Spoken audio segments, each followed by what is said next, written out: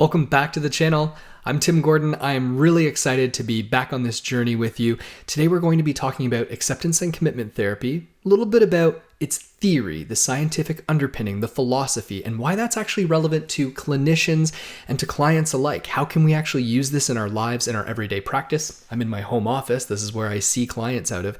So let's get that intro started and start talking about this.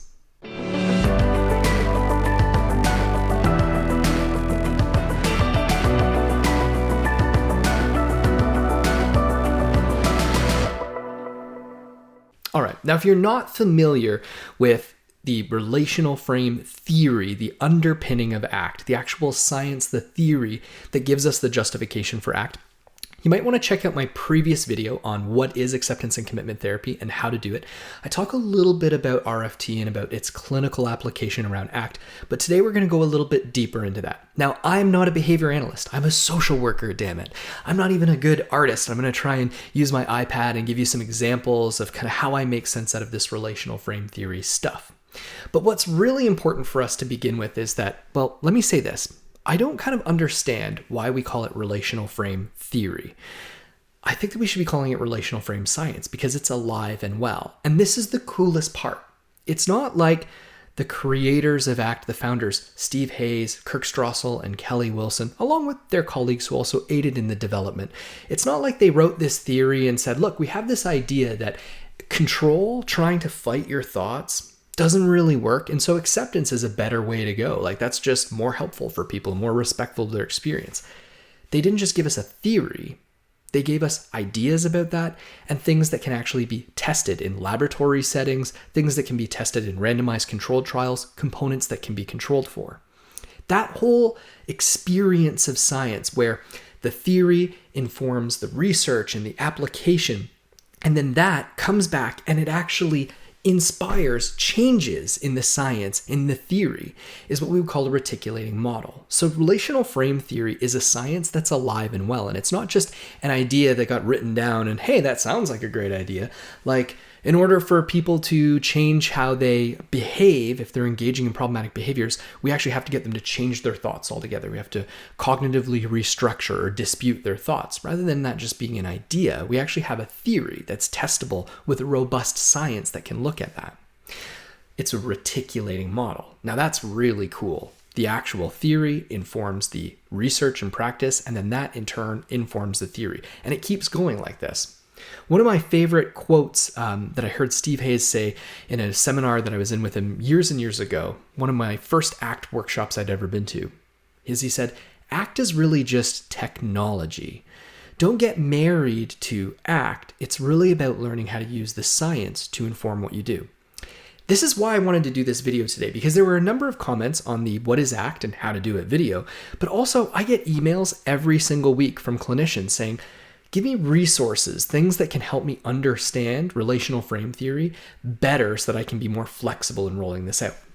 So relational frame theory is where I would say is how our strength and our struggle share the same source. And what I mean by that, and there's some fMRI research out there that associates our ability to do this new relational learning with our cortical layer on our brain, and we start to do all of these really fancy relational learning things around 16, 18 months old, around a year and a half. So let's just say this. The same strength that gives us the ability to do really cool things like create cameras that can capture video and broadcast it on the internet, that can allow us to have a language where we're talking about something that isn't right in front of us right now, something that's abstract that we can think about. That strength has allowed us, a species that is not the biggest, the strongest, with the sharpest teeth or the biggest claws, to take over this planet. Our relational learning has a ton of strengths, but it also can cause us to suffer because it's difficult to reel that ability to create relationships between things in. Let's go through this for a moment. This is my bare bones understanding of what actual relational frame theory experiments look like. And remember, this is based on a completely unexpected scientific advancement. Relational frame theory is oftentimes referred to as a post-Skinnerian account of language and human cognition. So let's actually look at how we maybe start to work with language and experiences. And I'm going to try and make this clinically relevant best I can. So let's say I have a little 1-year-old here, little Timmy, and we teach little Timmy how to say the word out loud, car. And when Timmy says car out loud, we smile and we like high five him and we get really loud and maybe we clap and he's smiling back at us and he's like, yeah, I said car. All right.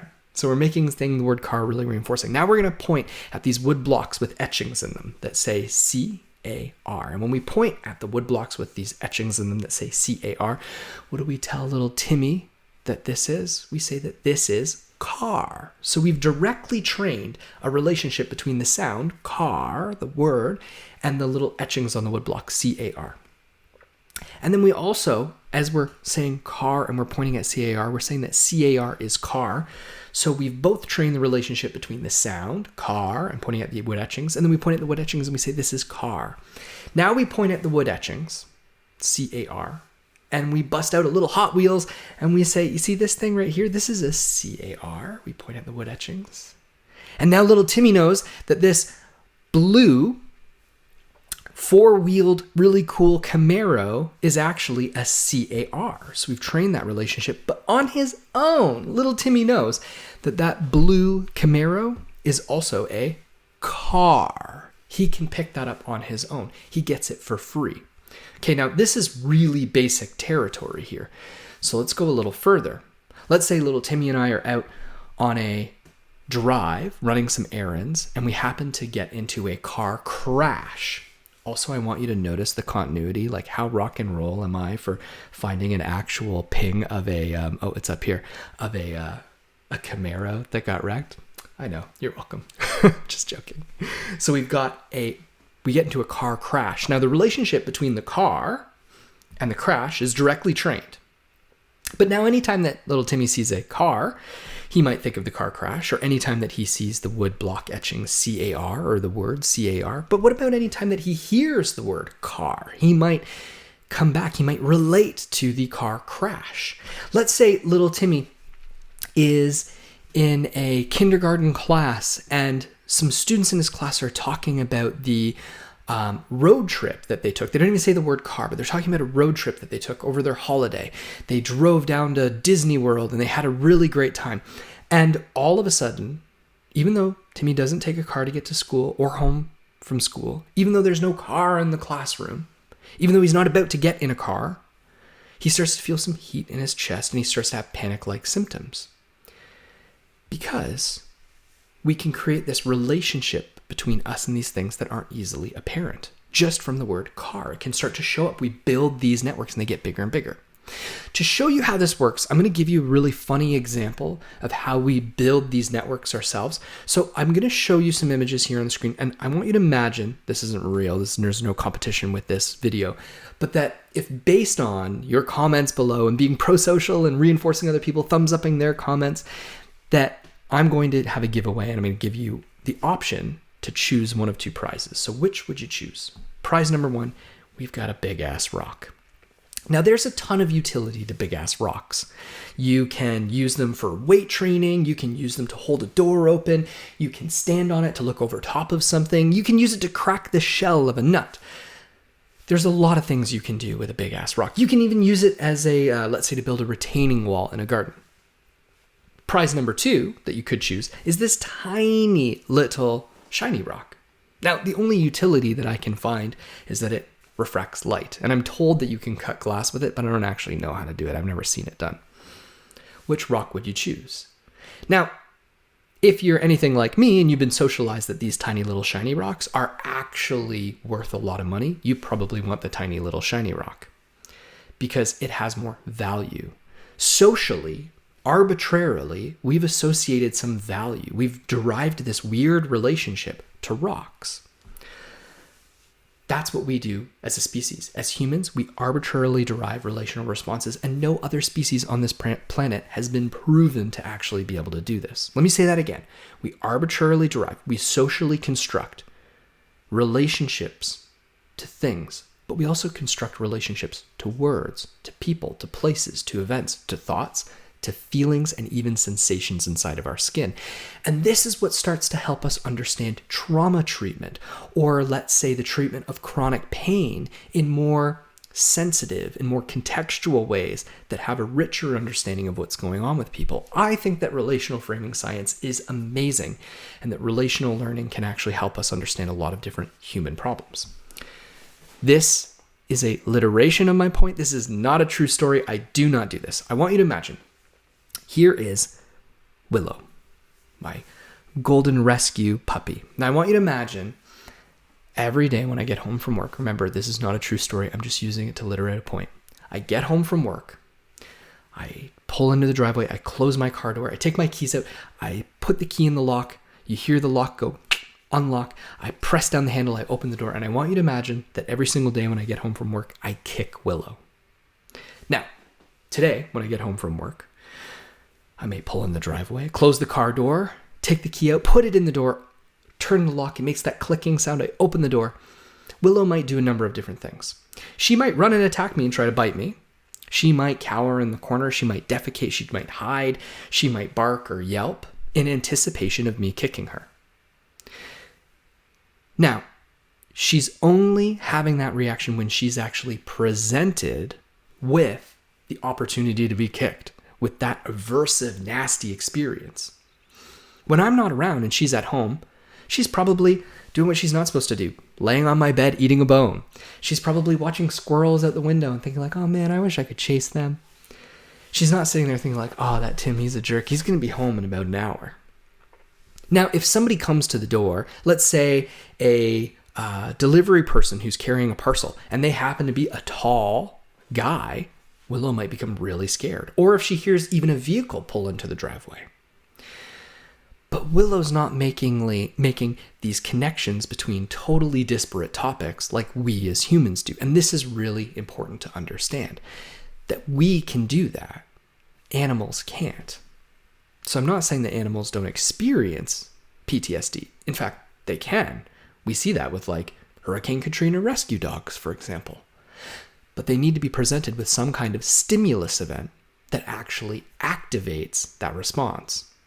Our stimulus events that can activate our responses don't have to be based on something that's completely similar, because we can build arbitrary networks. Let's take, for example, somebody who's standing in line in a coffee shop waiting to get a coffee, and someone gets too close behind them in line. They've never been attacked in a coffee shop. The person that's standing in line behind them doesn't look like their attacker, smell like their attacker.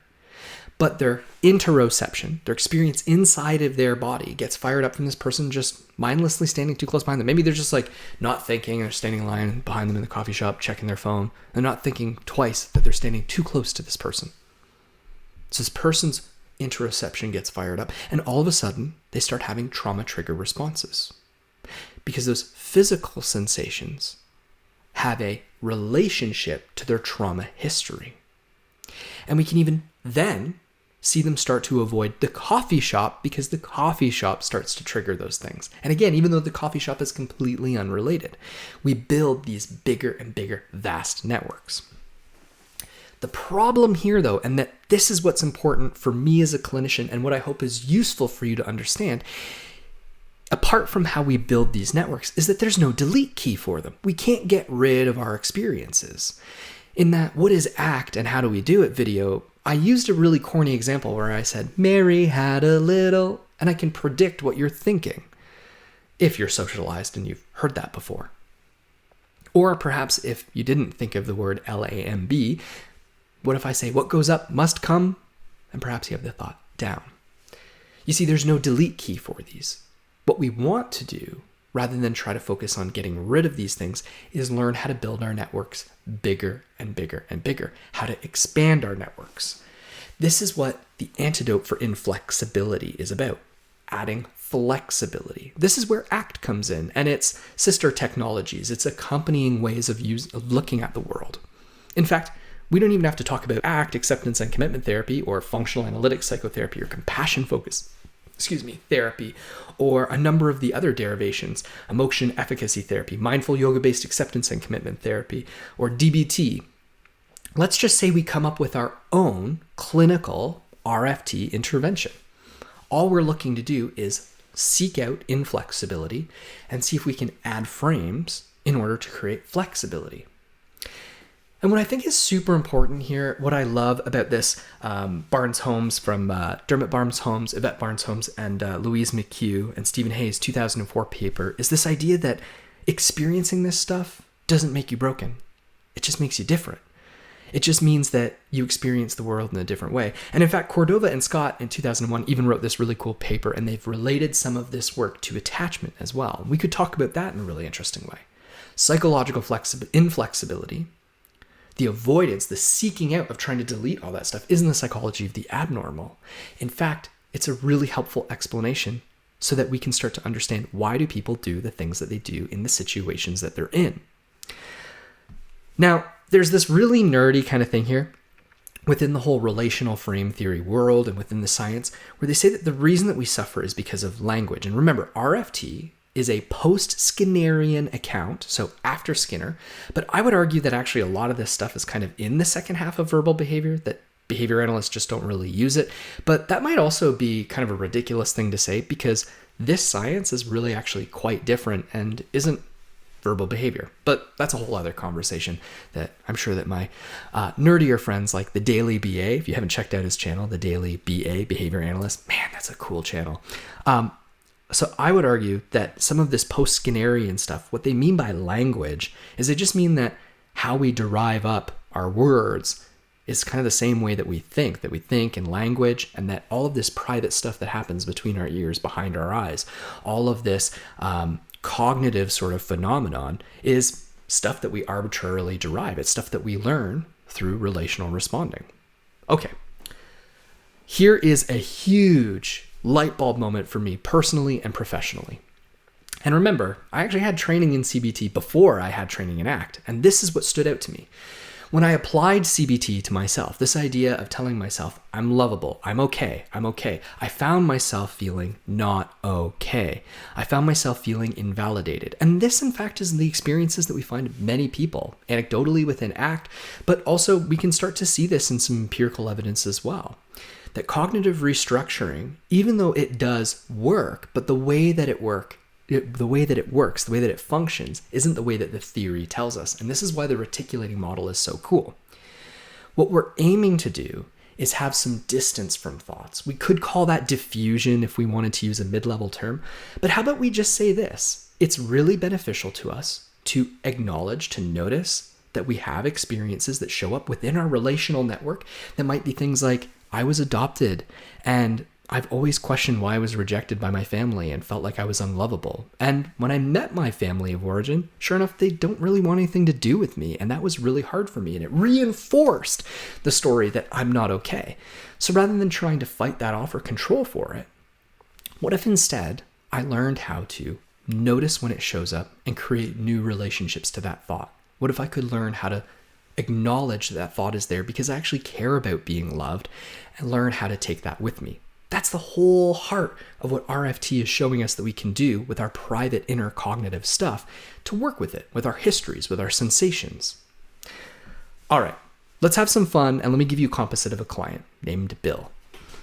So I want you to imagine we're going to use our matrix adaptation, the life map here, where we have two different sides of the spectrum. One side of the spectrum represents chasing the life that's important. The other side represents escaping some painful stuff. So I want you to imagine Bill shows up and he says, look, I'm here for therapy. I'm feeling really heartbroken. I'm just feeling so lonely. There's all this difficult stuff. And so we want to help Bill to slow down and pay attention to his experience more specifically. So we might say to Bill, we want to get into that fine minutia, have him pay attention to those stimulus events, to whatever he's noticing that shows up. And remember, a stimulus event could be anything. A stimulus event could be the sound of your phone ringing. A stimulus event could be me doing this. And maybe your reaction to that is like, oh my God, I can't believe that Tim just did that in a YouTube video. That's gross. Or maybe you're like, oh yeah, it's just a sound. So Bill, pay attention to these stimulus events. So he starts telling us that he's noticing that he's feeling lonely. Okay, loneliness shows up. What do you do when you feel lonely? And Bill tells us, well, that's when I hit up my favorite drink, a little Canadian whiskey here, some Canadian Club. Okay, so you're feeling lonely. You're drinking some Canadian Club. What do you do next? Or what happens next? Well, start to feel a little horny. I'm feeling frustrated, I'd like to have sex. I'd like to get laid. Okay, so you're feeling horny and frustrated. What do you do next when you're feeling horny and frustrated? What we're helping Bill to do is keep the conversation small and pay attention to the relationship between his internal stimulus events, between his behavior, what he does, and then to also notice how do those behaviors work. We're really helping him to derive these relationships. Well, that's when I text my friend Katie here, ask her if she wants to hook up, but that doesn't work out so well. She texts me back, blaring back to me in all caps saying, Bill, I told you not to text me when you've been drinking. This is not appropriate. Like, you got to cut this crap out or we're never going to talk again. Whoa, okay, what happens next, Bill? Well, that's when I start to feel really embarrassed. I have this thought that I'm a loser. Okay, so you feel embarrassed. You're just telling yourself I'm a loser. So I wrote down I'm a loser in quotes here. Well, then what happens next? Well, that's when I slip down to Mickey D's, order a double Big Mac, extra cheese, large Diet Coke, light on the ice. Ugh, do you see how easy that just slips off the tongue, Tim? I'm so gross. Wow, okay. So you're feeling gross. Yeah, and I just feel fat. So we write down fat down here. The feeling, the thought that I'm fat shows up. Now here, we get to have a kind of interesting conversation with Bill, because we can say to Bill, like, when you're feeling lonely and you're feeling, let's say, heartbroken, you reach for the Canadian Club and you start to drink. In the moment, does that help you to feel better? So we're going to play around with some perspective taking, with some temporal framing here. And Bill can say, yeah, of course. Yeah, that getting my buzz on helps me feel better. Okay, now, long term, does that ever get rid of any of these feelings of loneliness, of being heartbroken? Bill says, yeah, no way. No, I haven't found the right drink that does that yet. Okay, so you're feeling lonely, you're feeling heartbroken, you've been drinking. Does that actually help? And now check this out. Watch how what we're doing here is we're really trying to do a sort of a temporal comparison over time. Okay, so you're drinking. How does that help you chase the life that's important to you? And Bill says, yeah, no, it doesn't at all. All right.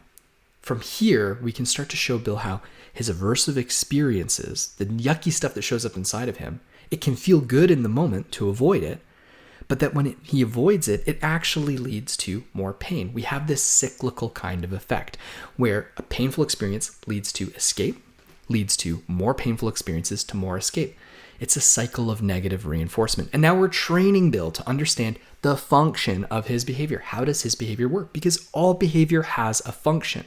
Bill's not broken. He's doing stuff that feels good short term. Negative reinforcement. I love negative reinforcement.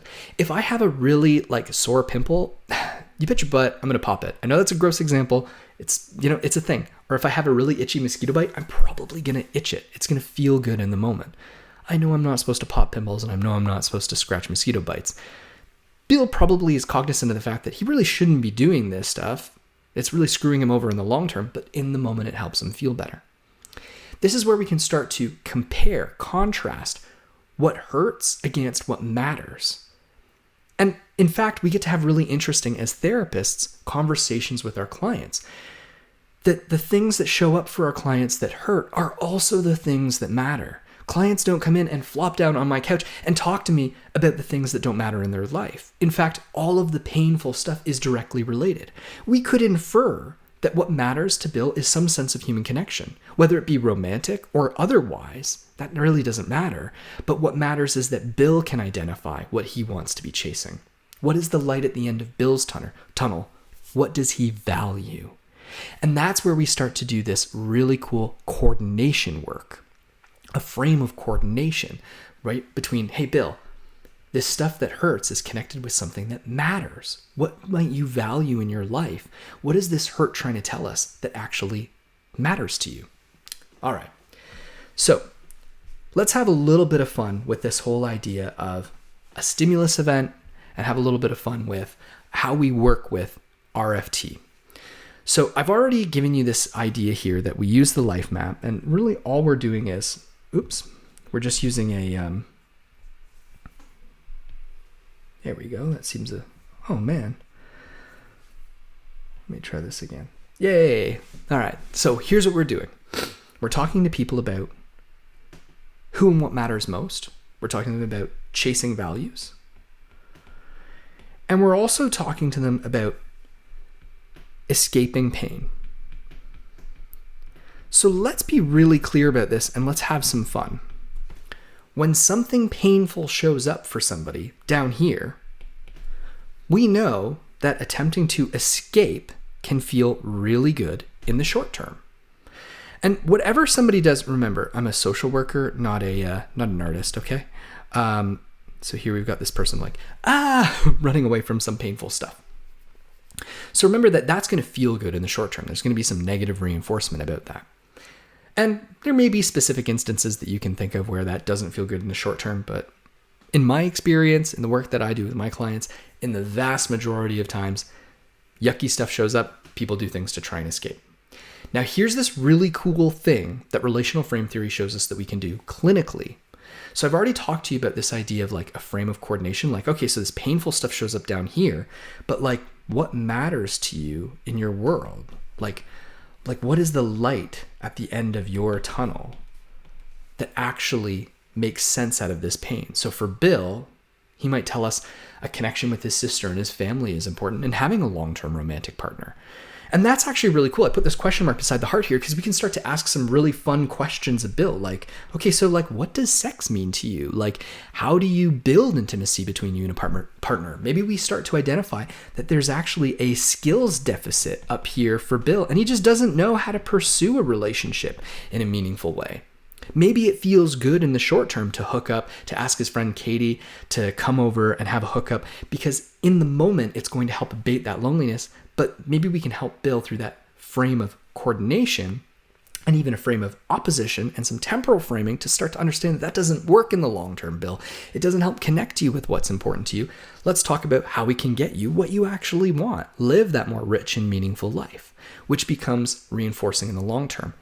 This stuff over here, this values stuff, is abstract. It's verbally constructed. These are distal reinforcers. These are things that aren't in Bill's world that are juicy and like reinforcing him right away. And that's tough for people to deal with. That's tough for people to work with. So hang on, bear with me. Let's take this even further because there's something cool that we get to do here. If we train Bill to be mindful of all these different stimulus events that show up, that elicit these aversive escape responses, and remember those aversive responses might be appetitive in the moment. If we can train him to notice those and we can ask him questions like, Bill, the person that you want to be, how would he handle this hurt? Or the next time that this shows up, what could we compassionately communicate to you that's there in that moment, at home feeling lonely? What might you want to do? What we can start to see is a transformation of stimulus function. We go from here, from this painful stuff, to a new response. Now, let me be really clear. What we mean by transformation of stimulus function isn't simply that every single time that this aversive stuff shows up, Bill now just rigidly, like we have more pliance. This like Bill's just going to be very compliant. He's going to listen to us and he's just going to do what we tell him to do. No way. Instead, transformation of stimulus function means that we've actually transformed how that stimulus event works in his world. We get Bill to like pause and notice it. That might be the difference between Bill changing his life in the long term and making meaningful values-driven decisions, and could also be the difference between Bill spiraling in that never-ending cycle of escape and feeling awful about himself, which can inadvertently reinforce his negative behavior. All right, so transformation of stimulus function is a really important concept here, and I know that that's a mouthful. This is the cool part about relational frame theory. It shows us that as clinicians, we can help our clients come in contact, expose them with this difficult stuff. That we ourselves can come in contact with what hurts and learn how to respond differently through paying attention to it by broadening our network. This is why I like to do things that might seem like distraction, but like having somebody take a breath when they're noticing something difficult. Press your feet into the ground. Lift your toes on the inside of your shoes. Maybe roll your shoulders. Really notice that you can be with this difficult stuff and expand your awareness. My favorite metaphor is holding your finger in front of your face. And I'm going to do this with you right now. So if I stare at my finger, the camera that I'm talking to, because I can't actually see you, is out of focus. And without removing my finger, I can actually switch my focus to the camera. I can see the camera. My finger's still here. In fact, I've got even more finger. I've got double vision now. I haven't gotten rid of it, but I can learn how to refocus on what's important, broaden my awareness. That's a big piece of one of the huge clinical advantages that we get to do here. This need not be gone in order for us to connect with what matters.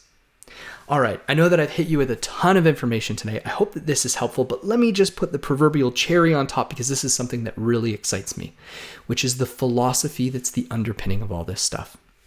Functional contextualism. Functional meaning the situation, contextual meaning the situation, and function meaning how something works.